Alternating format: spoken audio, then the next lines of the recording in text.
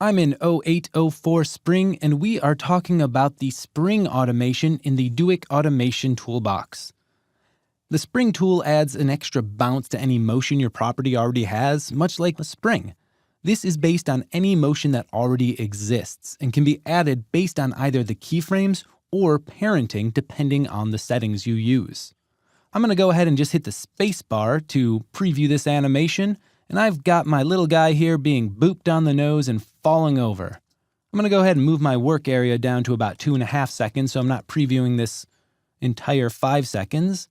I want to add a little bounce back when my character falls and hits the word spring, so I'll just pause playback, I'll click on person, and I'll click U to expose any keyframes created. I need to add spring to rotation here because spring is based on motion that is created through keyframes. So I'll just click on rotation, I'll come up to spring and click on that. Now before I preview, I want to make sure I click off of this menu because I don't want to accidentally double up on the amount of effects put on here. So I've just clicked over in the effects control panel, which you can also get to by opening it up here and double clicking on rotation spring. And let's just preview what's going on here. All right, I'm going to zoom in a little bit so we can see this. That looks good. Our little character kind of does a little bit of a wiggle there, but I kind of want him to bounce back and not just spring completely. So I'm going to go ahead and check mark this bounce setting right here. Now if we watch it, yeah, he bounces up and it's as if he hits that surface on the floor without going past it. That looks pretty good. Up top, we have a few different settings like elasticity, damping, and trigger speed. Trigger speed is the speed at which the animation needs to happen with the keyframes in order to trigger the spring effect. If I adjust damping down, it will actually take longer for that spring to stop. If I make it a little bit more, the spring will stop faster. Let's take that back to 5. Elasticity affects how intense or how loose that kind of pullback is. If I take it down, you can see we get a lot more wiggle and shake happening there. If I bring it up, it makes it a lot looser. So this back at its 10 and 5 looks pretty good, but this isn't all I can add it to. I want to add a little bit more life and follow through to that text boop as it scales up. So I'm going to go to my boop text, select it, I'll hit S for scale. I have keyframes on there, so I'll just select scale, and I will add spring to the scale.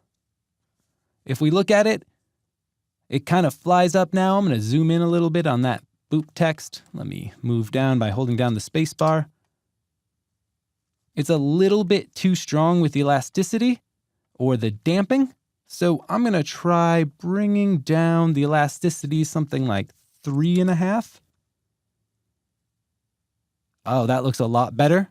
Let's play with the damping down to something like 3. Yeah, so the damping lets it go a little bit longer, and the elasticity lets it kind of wobble a little bit looser. That looks good on the boop.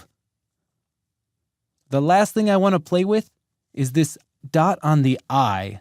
So I'm going to go down to the eye dot right here. If I turn off and on that icon, you can see that it's a separate layer of its own, and it's parented to this text. If I hit U on the eye dot, nothing pops up because there are no keyframes set to the dot of the eye.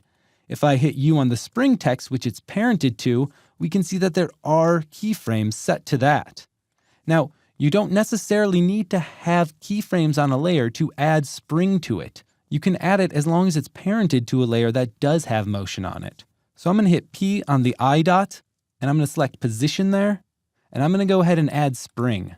Now you'll notice it gives us 2 options. Without simulation light, this says it needs an animation on the layer itself to work. Simulated is heavy computing, so it takes a lot more computing from the computer, but it works even if there's no animation on the layer, using the movement of the parent layers. I'm going to make sure simulated is selected, and then I'll check mark spring down here. So if we watch this, and let me just select up here and select the position spring, you can see we get a little bit of motion on that eye. I'm going to bring the elasticity way down to something like 1.5 so we get a lot more to it. I'll go ahead and put the damping down even more to something like 0.5. Oh yeah, that first one's a bit much. Let's make it 1.5. And I'm going to leave the trigger speed as is. So we don't even need to have keyframes on that eye dot to have it have a little bit of spring back. Looking at the scene, everything has a little extra motion, a little more follow through. Spring is a really simple and convenient way to add follow through to your animation. If you find a good subtle setting for it, it can really add some slightly exaggerated but semi-organic charm to your motion. I especially like to use it for character arms or on their torso, so as they move and bend, they have a little bit of bounce back before they come to rest. I mean, why not? Follow through is one of the principles of animation. Why shouldn't you go ahead and automate it in your work?